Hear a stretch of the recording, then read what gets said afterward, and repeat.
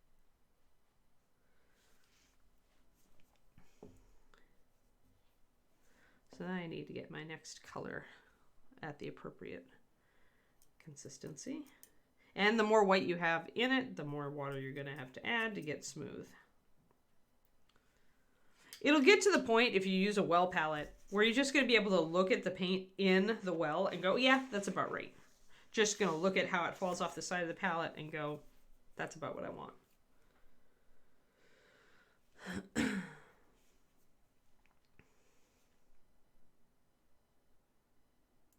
But yeah, I just remember with the CrossFit thing, the other thing that motivated me to do this was the last time my back went out when I was in Texas, I actually went for physical therapy because they did x-rays and determined that I actually did have some degeneration of my spine, more than I should have at my age.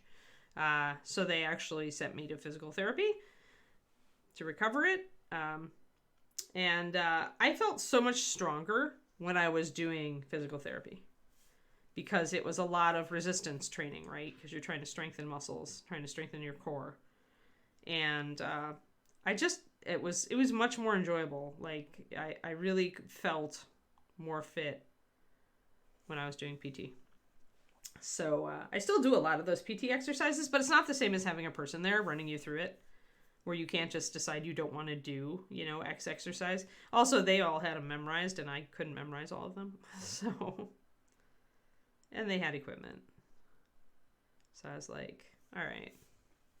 So that's my hope for this CrossFit class, is that if I do decide to stay with it, if I like it, that I'll just generally feel stronger. I would like to at least be able to keep up with my younger husband. Let's just put it that way. Considering he's such a potato.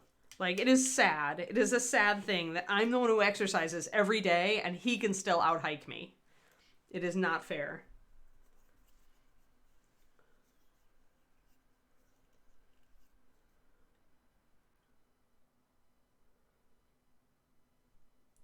We only use Netflix. Well, David watches Netflix a lot because he uses shows as background for mini painting. Yeah, personal PT trainers are awesome. Nope. So that is a common mistake, Slayer, and that is the reason that it is a mistake is, think about it. You're trying to do layering. You're trying to hide your brush strokes, right? You're trying to make it where people don't notice your brush strokes. The human eye is really good at pattern matching. We are super, super good at it. So when you do a brush stroke that's vertical on a long, thin fold, our human eye is going to be able to see that brush stroke like that because you're pattern matching, right? Oh, I see a mark and it follows the length of this. So whenever you are doing a longer area, go against the grain because you're foiling the human eyeball. You're trying to trick the human eye. Does that make sense to you? I don't consider it optional. It's like we're so good at pattern matching. We're absolutely going to see a mark that mimics the shape we're looking at, right? It's going to make it much more apparent to our eyes. Our brain is going to catch that. We have superpowers that way. Humans have superpowers that way, but it means we have to do things that are counterintuitive to trick them.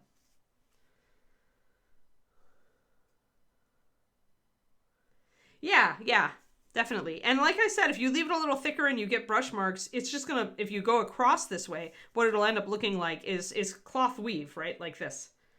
So I left my brush strokes on the back because I figured this would be a little rougher fabric. So, but I did blend in down below. You can see how I've blended it in. So you see more of the texture here, but it's more blended in here because I was doing a little bit more white glazing down there. But yeah, so even if you don't get if you're not going for smooth, like I'm trying to do here just for fun to show you guys, because I don't do smooth very much, but I can. So I like to pull it out every once in a while. But yeah, so this is an area too where leaving those brush strokes actually isn't a bad deal. It looks, if you can make them really thin, it looks like texture, cloth texture.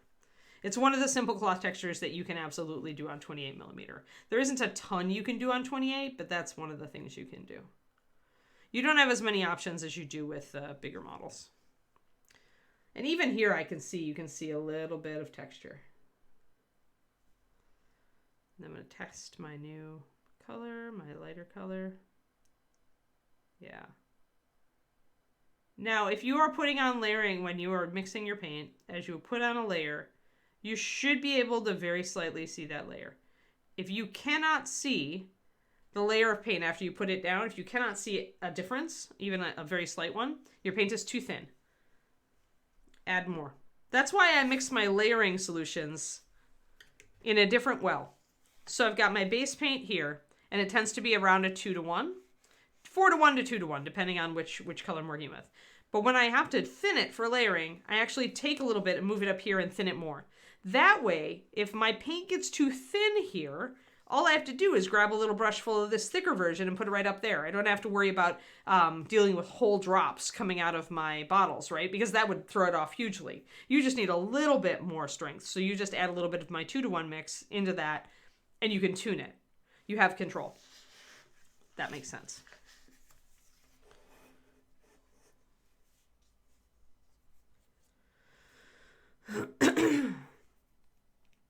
So yeah, so my challenge will be not to break myself Saturday. So take it slow.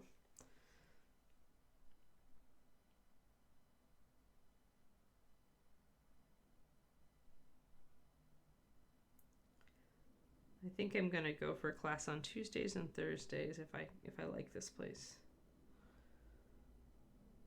Hopefully I will like this place. I try to read a lot of reviews. You can tell a lot from the way reviews are written about fitness places. And with layering, when you're trying to get it smooth, you're just pretty much, you're bringing it up over and over. You're going over the, see how smooth that's looking now. You're going over the area. You're slowly making the paint thicker. It's a very time-consuming thing to do smoothness. It looks great when you're done. You can get around this whole process a little bit if you start with a wet blend and then layer from there. But wet blending tends to be a little imprecise, so it'll take some practice to nail the way you want it to look out the gate and then to bring in your blending. But it can give you a good start, especially with colors that are difficult to blend. So I'm going to go up here, up higher on the thing. Oh, I wanted to say, Slayer, too, the one place where you really can do a vertical highlight on a vertical fold is something like this, where it's so thin that you can't, these are so thin that you really can't do a side highlight. Like anything that's like this, I can still, and I will. But if it's really narrow, you've got no choice. You've just got to go with the straight up and down. But usually folds like this are so small, and if you're still going across the grain for the rest of the cloak, it'll still look okay. Yeah, you can decide which reviews to like or not like. But like I can usually tell by reading, like if it's a gung-ho person who's already like fit and just was in it, like they'll say, you know, they wanted the coach to push them or whatever, blah, blah, blah. I don't need a coach to push me. I just need a coach to like say, this is what you're doing today, so get to it. Like that's the kind of motivation that works for me. And, you know, praise doesn't hurt. Like, hey, good job, you know. So everybody's motivated. I think that's part of being a great coach, is figuring out, and that's in anything, painting or physical crap or what, you know, like, but it's figuring out each of the people that you're working with, what motivates them, right? Because it's totally different from person to person. It's especially different. It tends to be especially different between the sexes, right? A lot of guys really, really want the kind of man up speech, apparently. Not all of them, though. And that's the thing, right? That's where you can get into trouble. Sometimes the women want that kind of speech, but I'm one of the ones where this is what we're doing today. Let's get to it, you know, kind of very business-like attitude. And then, awesome, we did great today. You know, that's what I want to feel like at the end, is I want to feel like I gave it a good shot and I did a good job. That's what I like to feel. So we'll see. It might take a little while before I find the right place. But I think that's important too when you're working with a coach for painting. If you sign up for a coaching tier on somebody's Patreon, right? It's good if you can let your coach know that. Like, you might not even think about that, but like some coaches will appreciate you kind of telling, hey, you know, I motivate best with this kind of approach. Can we do that, right? And if it's not your coach's style, well, then you know, and you know maybe they're not going to be the right coach for you. So I'm doing some reverse here. Bringing it back, kind of fuzzing in my line there.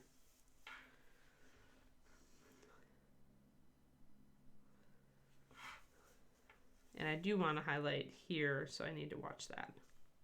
There's a little bit of a fold.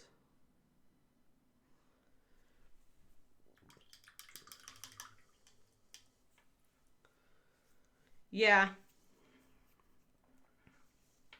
Yeah, and classes motivate a lot of people, and some people they don't. Like for me, classes just make me flashback to swing choir when I was always the last person learning the move. And so they aren't as enjoyable for me. But I'm going to give it a shot anyway. And just do what I can.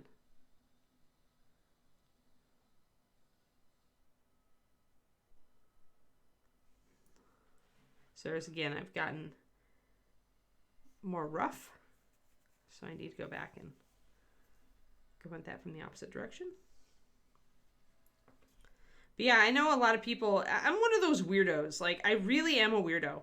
Like, I'm the outlier in that science. I've realized that over the years because they're like, always get an accountability partner, you know, having somebody else to do something with will make you more likely to do it. And that is not me at all. Like, getting an accountability partner, I resent them. Like, I actively resent not being allowed to just figure it out myself, and I am such not that person. Like, I will actively, like, shut off when an accountability partner is suggested for me. Like, I'm done. I've disengaged from you. I motivate myself. It's taken me a long time to get to the point where I motivate myself well.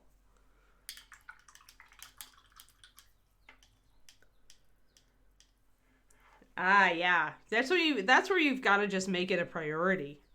Like, you've got to understand that, like, you've got to let yourself, like, really grasp the fact that if you don't get some exercise, your life may not be as long as you want it to be or as good. Like, I had to have a serious sit-down talk for myself at some points. But yeah, and the other thing I think, Kodiak, too, is just making sure, like, you know at this point in your life, usually, what you're never going to do, right? For me, I'm never going to get up early to exercise. Not ever. Not ever. My sleep is too important to me. I enjoy exercising in the evenings to kind of calm down after a busy day. Some people just can't do that. They have to do morning. Some people have to do evening.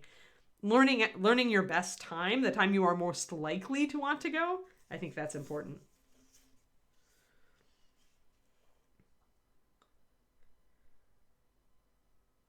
Yeah, accountability partner. Yeah. Sorry, Shadow Raven. Well, maybe you're like me then. I want to just do it myself. Like, I really am a loner when it comes to some of this stuff. I really am... Set me the task, tell me the parameters, give me a time limit, and let me go. And if I have questions, I will ask. And if I need a boost, I will ask.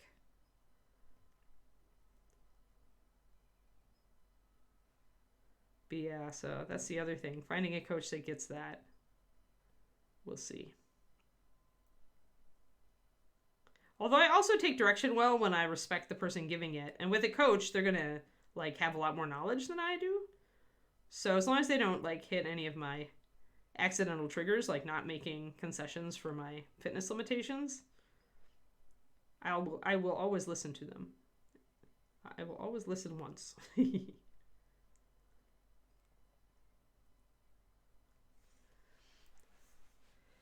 I'm pretty good, too, at putting my newbie mind on. Like, I don't judge what I'm being taught at first. I just try to, like, try it. Because it might work. I can be wrong, right? Yeah, Inara. Yeah, that's exactly. It took me a long time to get back to, but I was just so unhappy with how I felt. You're one of those early birds. Yeah, it sounds like you really like the social aspect, Inara. Yep. Yeah, everybody does have different schedules. That sucks. It's like trying to get a D&D game together in this day and age with everybody, adults being so busy. Everybody's got their own schedule. Everybody's got their own commitments. Everybody's got their own everything, right? But yeah, I know I'm super busy and I wasn't sure about making time in my schedule for this. But then I was like, well, do you want to feel better about yourself and be able to do stuff, or do you not want to, right? I had to have a come to Jesus meeting with myself. It's like, it's an hour a weekend. Can you not do, 2 hours a week? Can you not free up 2 hours a week if this is really important to you, right? Sometimes I have to have those meetings with myself. Just like painting stuff. It's like, I don't feel like painting. Well, Anne, do you want to have something done for ReaperCon or don't you? It's that kind of talk. I gotta give myself the tough love talk.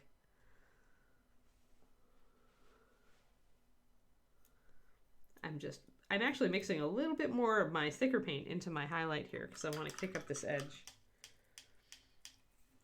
Oh yeah. That makes sense, Kroniko.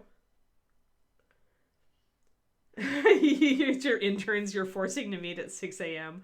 Oh, I would hate you. I would hate you, Thormel. Yeah, as a DM, right? Like, it's so hard to get adults to, like, schedule together.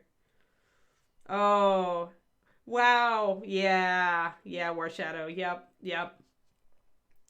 It just hurts. It hurts to do D&D these days, to try to get people together. Being in a group where everyone... Yeah, it's true. Yeah, that's good, Inara. That sounds great. Oh, man. Lan, I'm dreading, like, getting older, like, to the point... Because they always say, like, you don't sleep as well when you get older. And, man, sleep is my one, like, true love.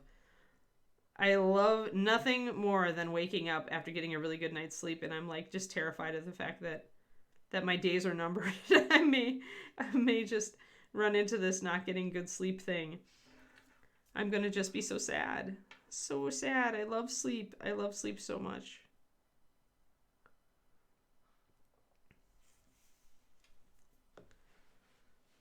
Maybe I'm a weirdo. Okay, I know I'm a weirdo. What am I doing? I'm painting miniatures on stream in front of you guys. But still. But yeah, that was the problem with my last D&D or role-playing group, is it was just so hard to get people to commit to a night. And then you'd have those last minute, oh, I'm going to be an hour late. It's like, why am I bothering? Especially as a GM.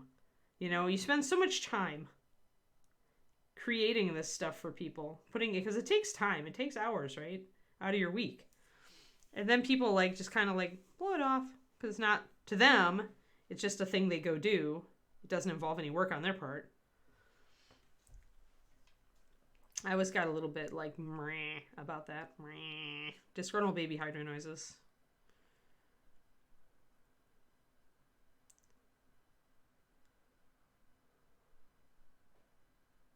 It's like, dang it.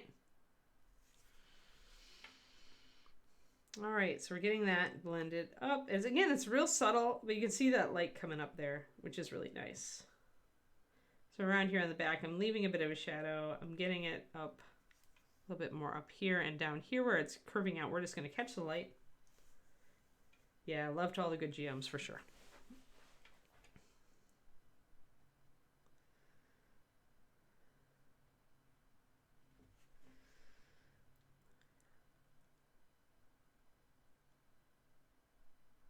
Yeah, if there's one complaint I have about this one gym place is that the latest class they have is 7 p.m. If they would have had like a 7:30 or 8, I would have been even better, but that's all right. I'll just have to make sure dinner is actually ready at 6 those nights.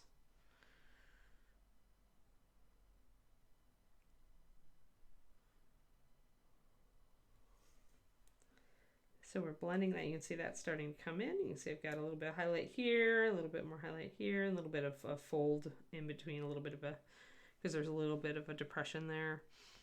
I'm going to bring up this bottom edge a little bit more now. Yeah, for sure, Inara. Yep. Yeah, I never ran a game. I think I ran a game at one con one time. I ran a werewolf game. It was actually okay. But, But I don't know. I like running games for friends. And right now we just don't have a group.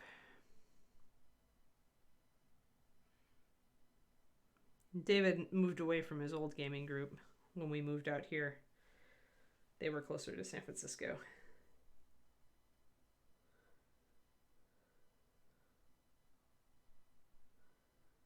Yep. Yeah. I understand why you wouldn't run convention games anymore at that point.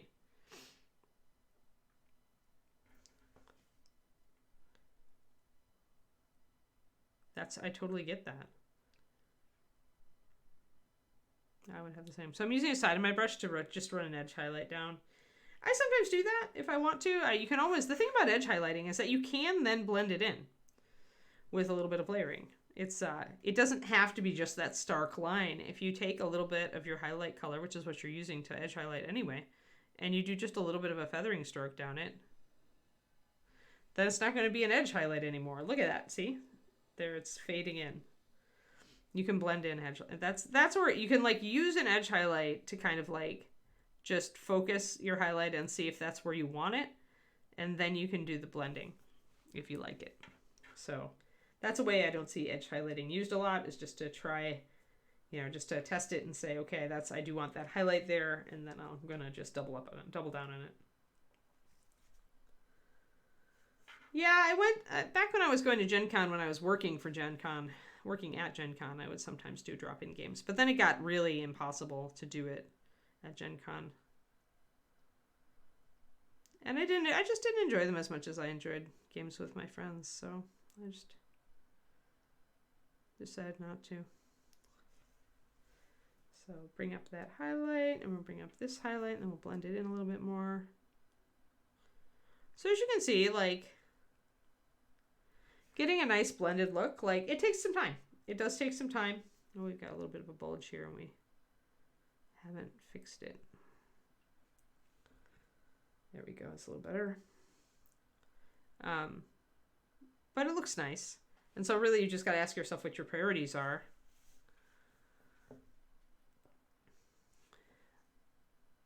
And how much time you're willing to put in. It's worth learning how to do the smooth layering blends, just so you have it in your toolbox. Even if you never use it again, or you think you're never going to use it again, there will come some day where you have to do skin tones on a bigger model. And maybe you wet blend them mostly, but you use the layering just to bring it up from there. So there we are. So that's nice and smooth. That looks pretty. I like it. All right. Center here, I don't want it to be brought up as much because we've got a shadow up there. In fact, I probably do want to mix a shadow. I'm going to use complementary colors, so I'm going to put a little bit of my brown, into my blue, I think. Brown is a muted orange, so.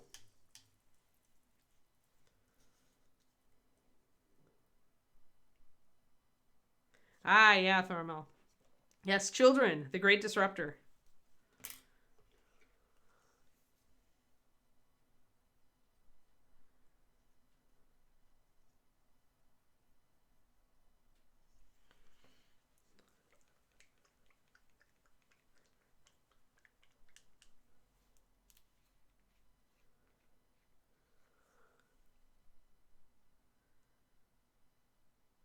So I'm going to do just a little bit of brown liner into this and see what that does. The brown liner is weaker than most other colors with black. I do want it to be a shadow, so I do want it to be darker. That's going to gray it out even more. It's going to give me a shadow like this.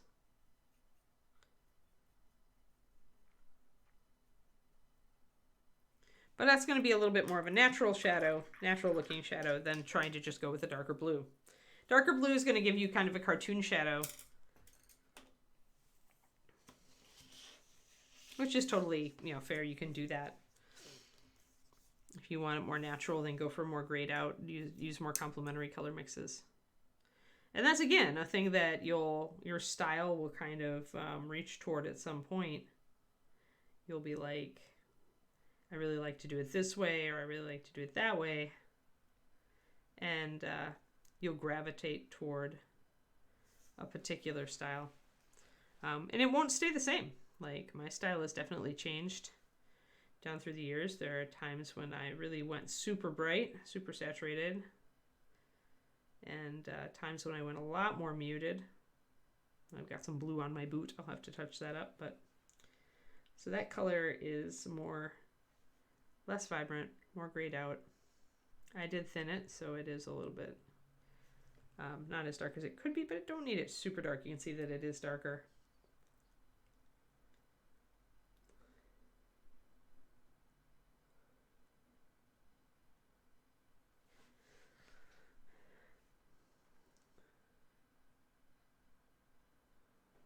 Ah, nice. Yeah, I mean, it's nice to have the tools that let you play online now. I should actually touch base with Bridget, Kiki's breeder. I know her game got disrupted. Maybe she'd want to do an online thing. I haven't ever played D&D with her.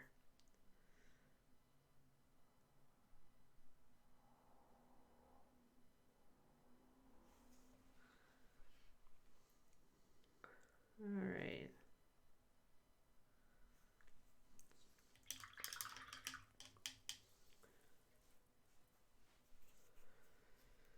Yeah. Right now, I'm just, I will admit, I'm busy enough that I don't know how I would make time for an RPG. I think about it every once in a while. Instead, we're doing this, this board game day this Saturday. So I'll do my first CrossFit class, and then I will have board games, which should allow me to just stiffen up very nicely after my workout.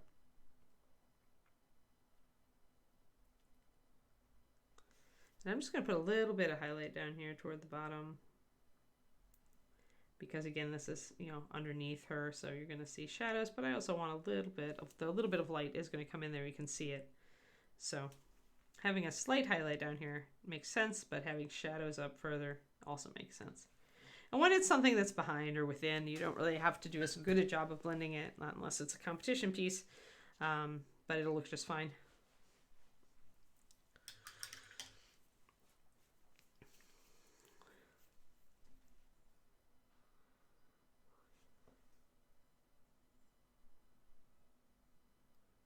Doing some little bit of blending in here.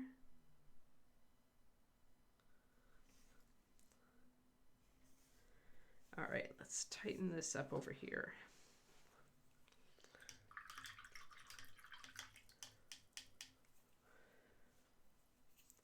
I don't know, Pendrake. It might end up being adapted as a setting for a novel at some point.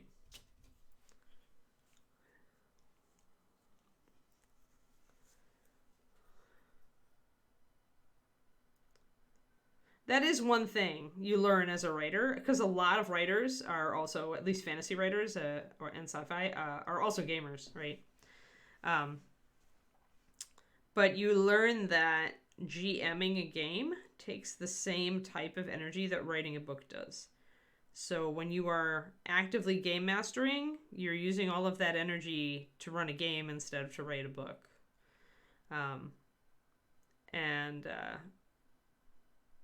Right now, at least, I would rather be writing books. Yeah, and stiff as a board game night. Yeah, totally.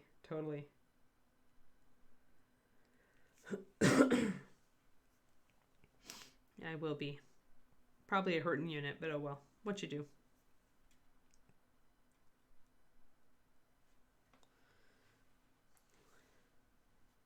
But yeah, there are parts of Port Abandon I really like. Pendrake. Parts of that game world I like quite a bit. I'd probably take it further away from a D&D feel, but who knows? Maybe it needs to be lit RPG. the genre based on people being trapped in video games. I like that. I like the setting a lot, so that we all created together. So maybe. Yeah, exactly, Carly. Yep. Yeah, and I've gone the other way now. That was me for a long time. All my story ideas went into my RPGs. But then, only a few people ever get to enjoy them. So now that I've actually learned all the stuff I need to do to publish my own books, I'm gonna go that way for a while. Very excited. Very actually excited about West of the Moon coming out. I'll actually have 2 books out there.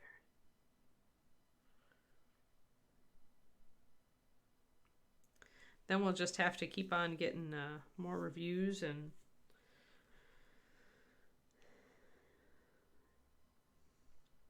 more books, more stuff.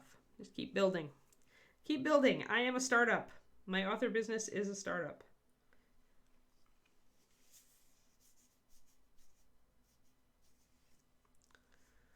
As long as I think of it as that, then it's I have a pretty healthy attitude about it.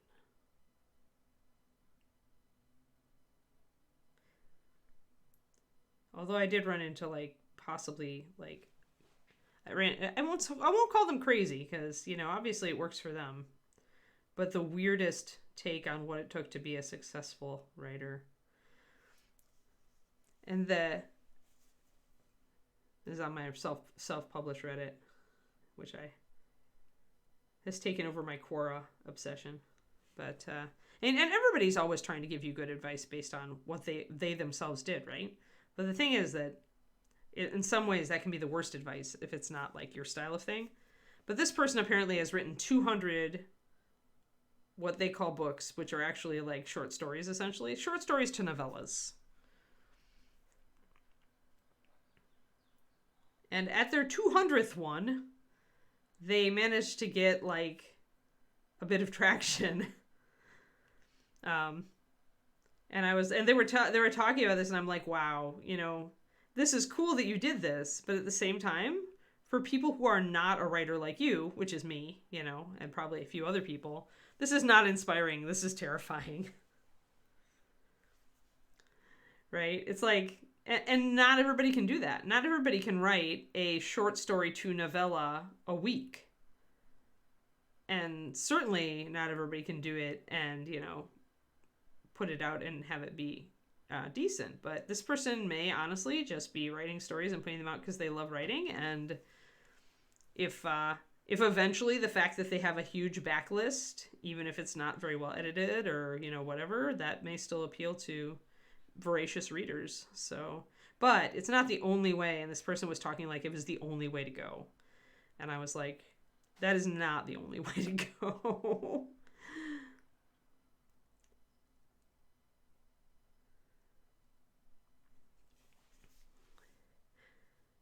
All right, so we've got that starting. But yeah, I'm not going to be writing a novella a week, sorry. Oof. I mean, congrats to that person. They have a huge volume of work out there.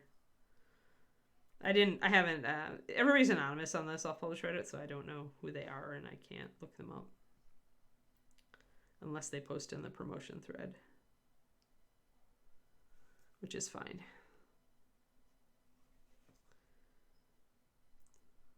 So I can't see how good or bad their writing is. And good or bad are all relative anyway.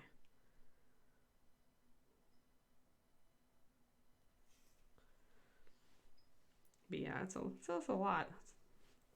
I'll be happy when I have 10 books out. I'm going to feel super accomplished when I have 10 books out, guys. Super accomplished.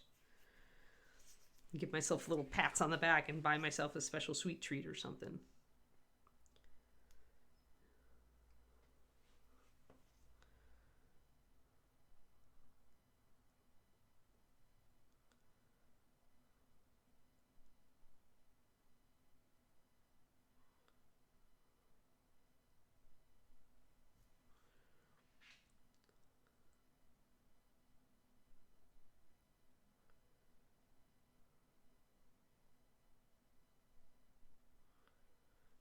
Right.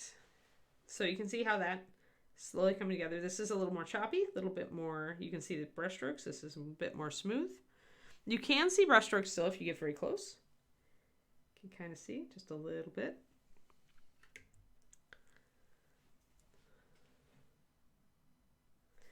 Slayer, I'm indie publishing. I hire a professional editor. I hired a professional cover artist.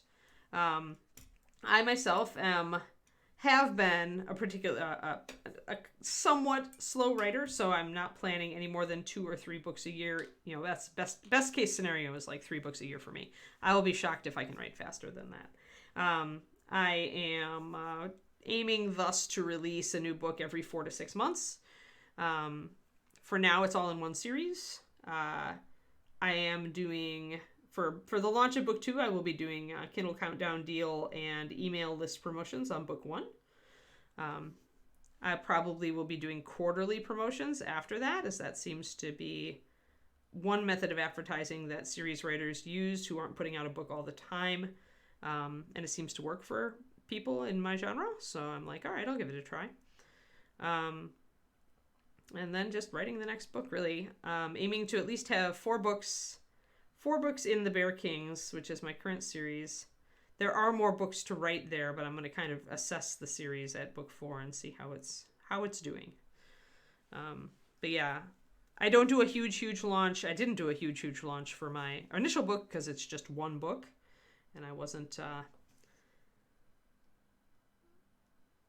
expecting it to go big, but I pretty much used my own social media, and you guys here told my Twitch audience and my YouTubes and my everything. I'm happy with how the first book did, given that it is one book from an unknown writer, and I'm looking forward to seeing how this changes as I get more books out. And I have an idea for a second series in a different world. It's kind of a cozy fantasy, kind of kingdom building kind of book about an orphaned girl who inherits a castle from her eccentric aunt, and then finds out that she's essentially gotten the world's biggest fixer-upper and the ruined town to go with it. So it's going to be fun. It's going to be lighthearted. It's going to have a little more romance in it. Just a little. I'm not a romance author, but I like adventure more than anything, but I don't mind having a sideline romance. A little bit of romance in there as part of a story. But yeah, so that'll be kind of my second fun project. Those will be shorter books.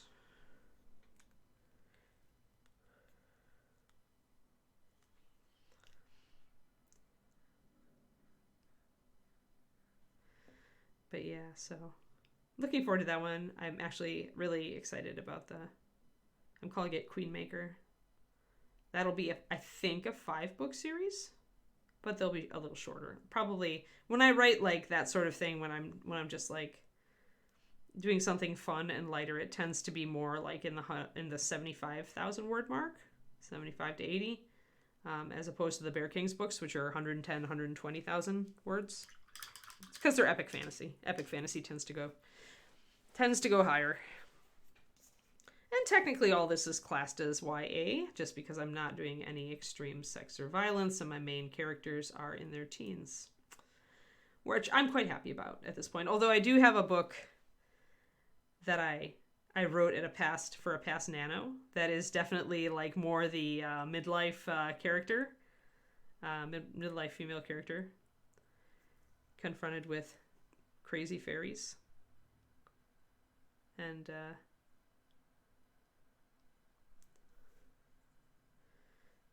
that one may see the light of day eventually. It needs a serious rework on its magic system. But I like it. So at some point I'll have some adult stuff out. But again, I don't like a lot of I don't like graphic violence, and I don't like a ton of sex in my books. So I tend to write that way.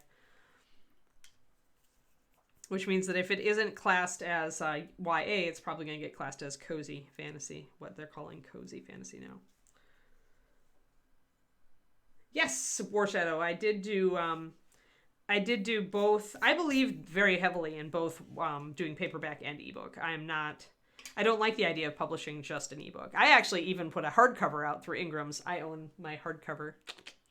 Here, wait. I'll show you because I love bragging rights. Where's my pretty hardcover? Here it is. Hello, pretty hardcover. Come and show the world. Oh, it's so pretty. Oh, it's so pretty. I had to have a dust jacket version. I just had to. Like, I had to have a dust vest jacket. Because I love hardcovers with dust jackets, and so I had to. I had to, guys. I had to. So, shiny. But I didn't do that one through Amazon. I did it through Ingram's. It's available on Amazon, but for some reason it doesn't bring the cover graphic up. But it is the same book. It's very high quality. Ingram's is the same print service that New York big trade publishers use. So it's pretty much everything I've done has been pretty professional looking, which I'm happy. Yes, I'm the author. I have to have the dust cover version. Shadow Raven, email or message me somewhere I am. You can, Anne at aebeckerwrites.com will work, ANNE. And we just do PayPal, and I'll have to order. I don't actually have any hardcover like in stock, because I'm like, this is purely a vanity copy for me. But I can certainly order some and let you know when they're in stock. So let me do that. Let me just order 6. And then I can always bring them to ReaperCon, right? But I can order 6 and keep them, because I have boxes to ship them and everything. So we can do that. All right. Yeah. So all right. So let me put that on my to-do list to order 6 hardcovers from Ingram's and have them shipped to me.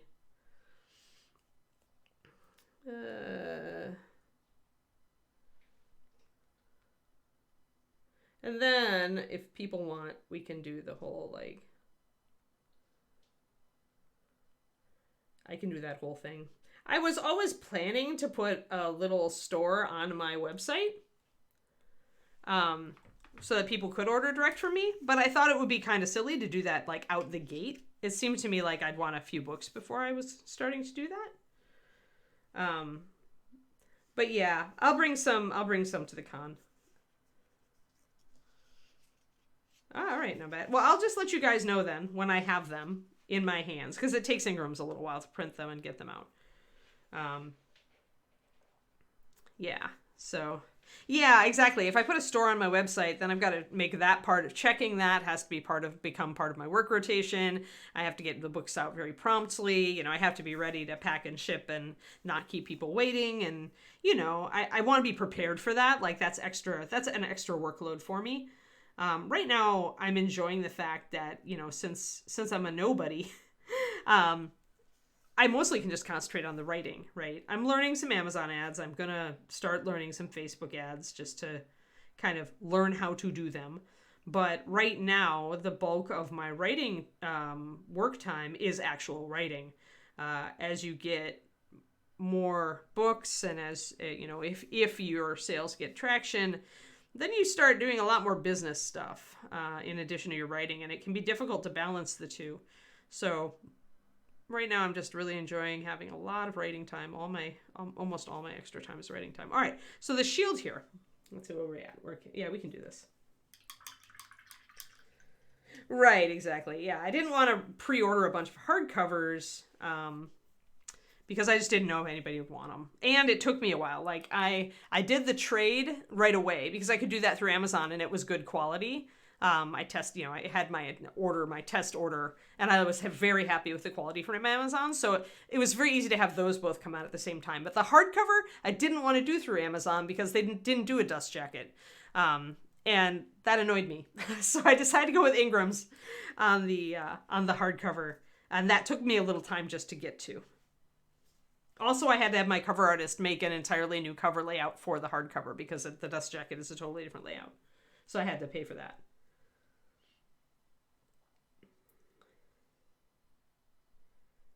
Yeah, totally. Yeah, it's too bad he can't come, Chibi.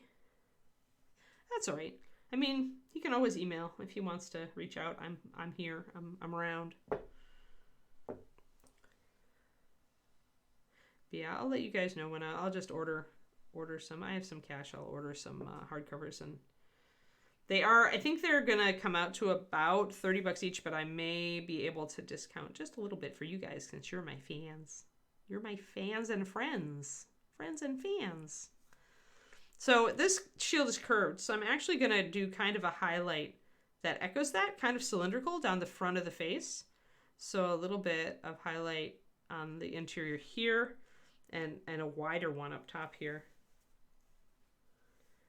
You know, there's introversion, but even introverts like to chat with each other about geeky stuff.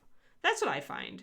So he just has to think of me as a fellow writer gamer nerd, which is totally what I am. So I want to shrink this a little bit toward the bottom. And on these big flat panels, it's much easier, both easier and harder to get a blend. One, if you're faulty with your blend, it's going to show up right away, right? If you get that edge like I've got right now, it's going to show right up.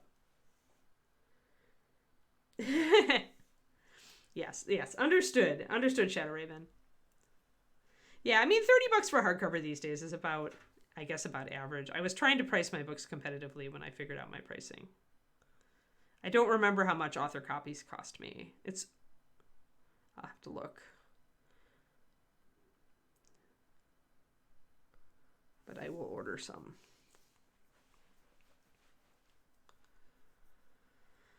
Okie dokie. So pretty much just trying to, you can see this highlight is much more this shaped now, and I want to bring that in. Yes, unless you're playing Munchkin, this is true.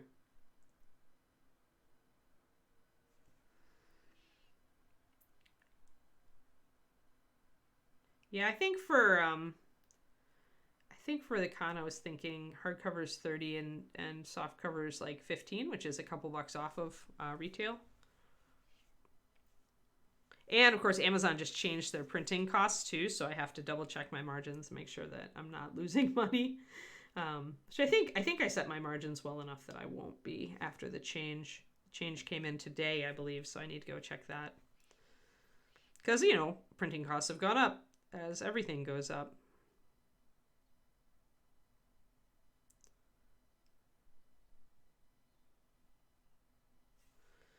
All right, so I'm trying to, you can see a little bit of the highlight coming up in the center here.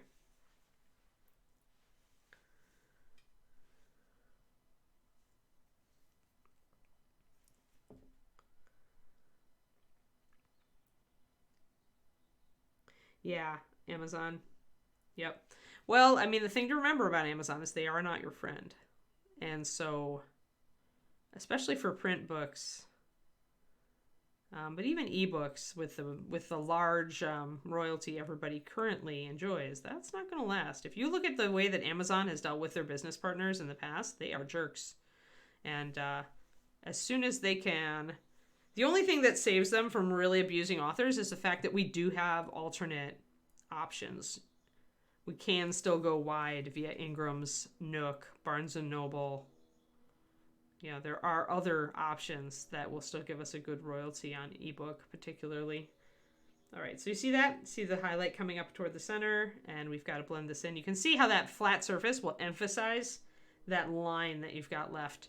So you do need to watch your blending a little bit more. On the other hand, big flat surfaces like this are good to practice your blending for precisely that reason.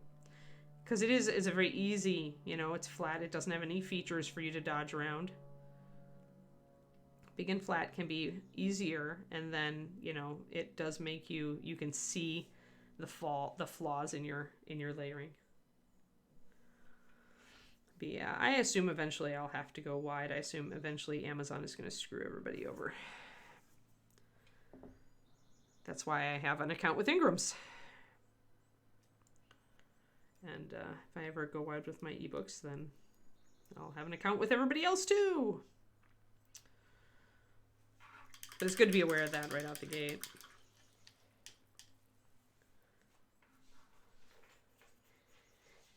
Yeah.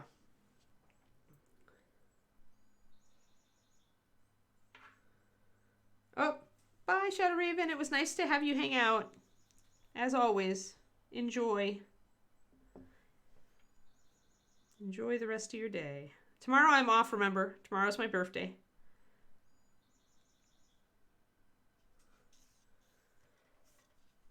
And since it is my birthday, I'm going to have a nice day.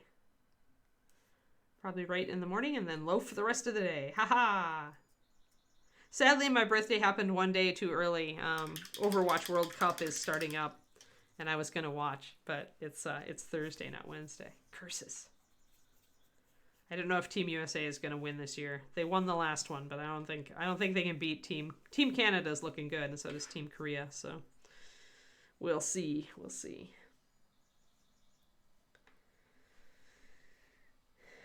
Yeah, I like lazy birthdays. So the less lazy I get, the more I appreciate them. I'm going to do a little bit of an edge highlight up on top.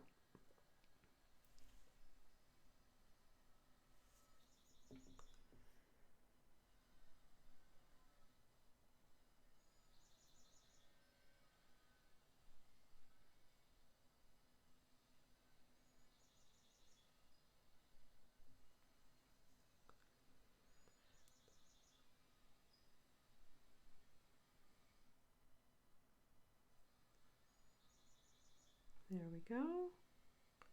So a little bit of lighter toward the center. Now I am going to be putting that white design over this, probably an eagle. So we'll see if I still feel like that. It's the thing that makes me a little bit trepidatious about putting one big design over the quartered back is that the back actually is like, it's in relief. Like these blue panels are standing up higher than the back is. And so it's a little bit awkward to do a design over the whole thing. So we could try to do tiny designs in each of these, but then they need to be very simplified. So it's like very difficult choice. Very difficult choice.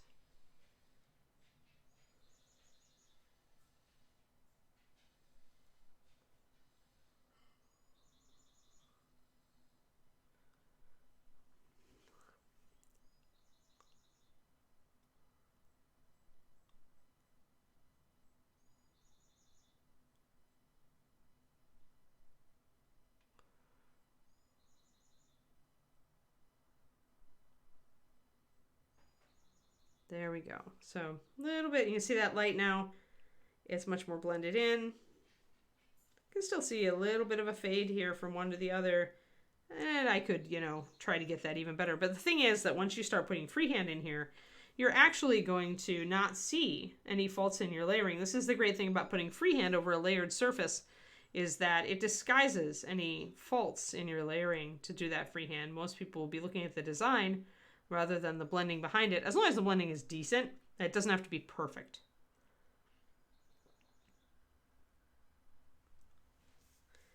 Yes, I hope I have an awesome birthday as well. I'm planning to. Although I can't get sushi for lunch after all because David made a reservation at Nobu, which is Japanese, one of our favorite Japanese restaurants.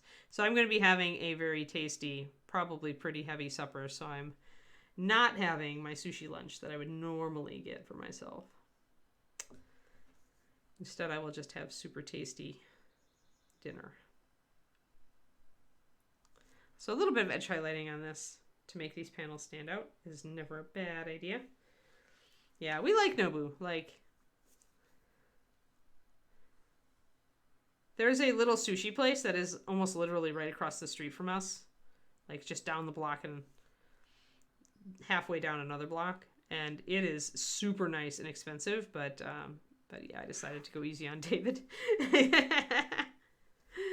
All right, so there. So you can see that as the lining actually adds like an extra dimension to the panels there. So we've got our blues all figured out. Now this did take our blue lighter than it was originally. Oh, and we forgot to do our little thingies up here too. But we're over time. Yeah, I'll have to think about sushi lunch. Technically I do poke lunch because I don't want the rice. So I do spring mix, poke bowl. I have a little bit of time. I can get this. So these are thin and they're not really able to be blended. So mostly what I want to do here is just bring up the highlight, leave a little bit of shadow up here, bring up the highlight down here where it's going to start to stand out a bit more. So there isn't much room to do a sideways. So this is where I would do a vertical stroke. It's just too narrow. Then we'll go across here.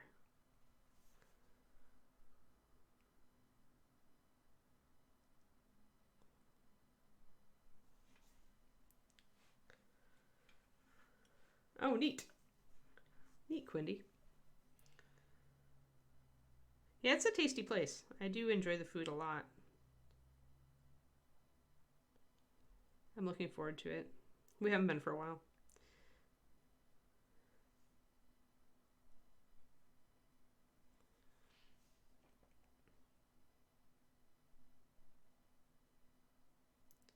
But yeah, we have a Nobu about 15 minutes from us. So, because Palo Alto, this is the great thing about Mountain View, is that it's right near like San Jose, Palo Alto, all of those kind of high-end places. So the restaurants scale up quickly as we move in that direction. So we can find some very, very good restaurants very close to us. Even though with Mountain View, it feels more like you're living in kind of a mid-sized town. Not a small town, but a mid-sized town.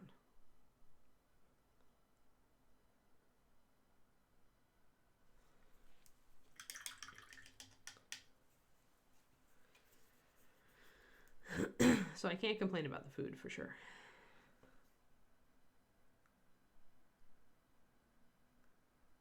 Or jalapeno pepper plant is growing jalapenos like crazy. They're not quite. They're about, if they get like double their current size, they'll be big enough to eat. I'll have to make something with them. Maybe I'll do a batch of chili. I'm excited. Our Anaheim pepper plant is not big enough yet. And our bell pepper plant needs, I just need to replant them in a bigger pot so they can grow.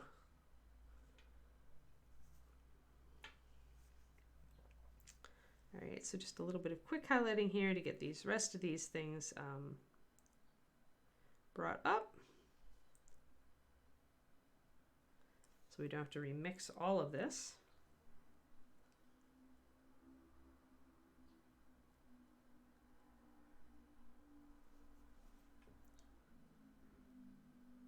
But yeah, so I'll see you guys again on Thursday, and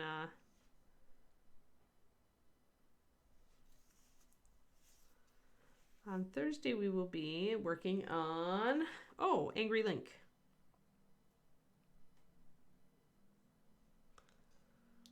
There we go.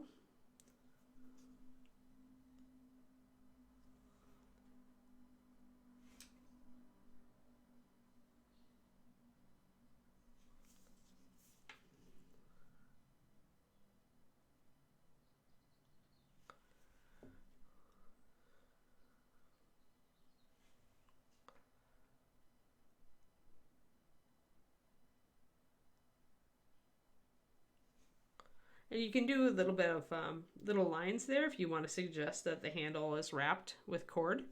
I often do it on the handles of swords. Just if there's no texture there already, I'll just do a couple little lines and that'll suggest wrapping. Same with the back. I'll emphasize those a little bit.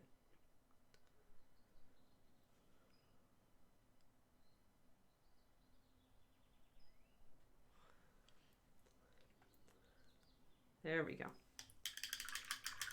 I apologize for his over Scottishness. At least he's not Sean Connery Scottish.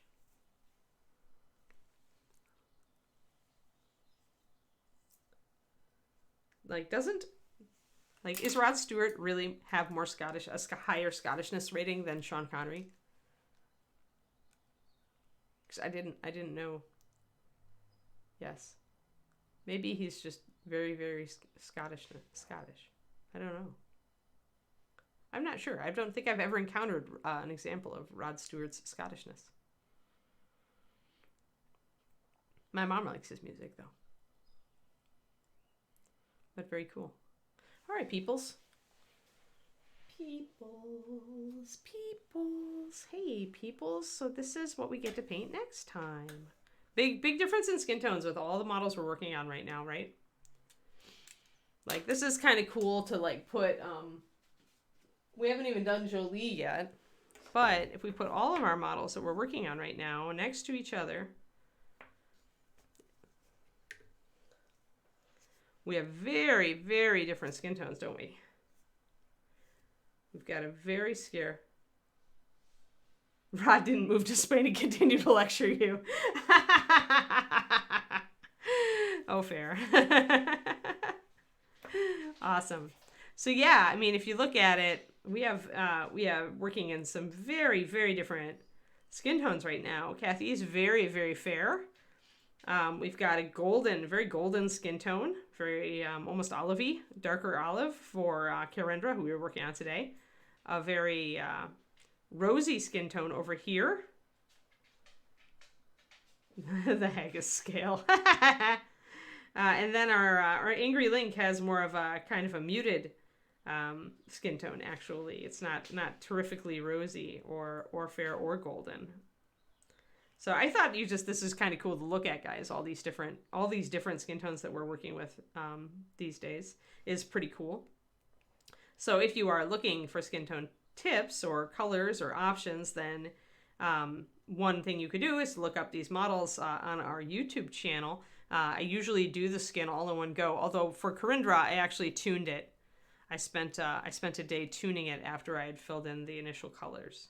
So yeah, so this is just kind of a cool thing to look at, is all the different colors and all the different skin types and hair colors that we're working with right now. It's really neat. So yeah, I just thought I would share that with you all. I thought it looked pretty cool. There we go. Let's get these guys back where they need to be. And we haven't even picked a color for Jolie yet. So we have to figure out what kind of skin we're doing for her. Maybe we'll end up doing a more medium tan skin. I don't know. I haven't decided. Yeah, it's all very different, but they all read as skin tones, right? And that's the key.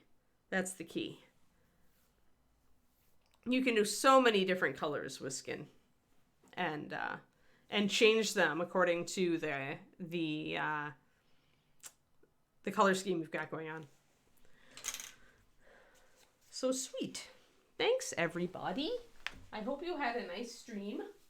Let me grab this guy's stuff for Thursday. Yeah, that's good. Cool. And I hope you all have a great day and are having a great start to your week. Yep. Thanks for attending. And yeah, thanks. Yeah, I will be back. I'll be back Thursday after I have my loaf day. I must loaf. I must become a loaf for a day. All right, guys. Have a good one. And I'll see you on the flip side. Bye.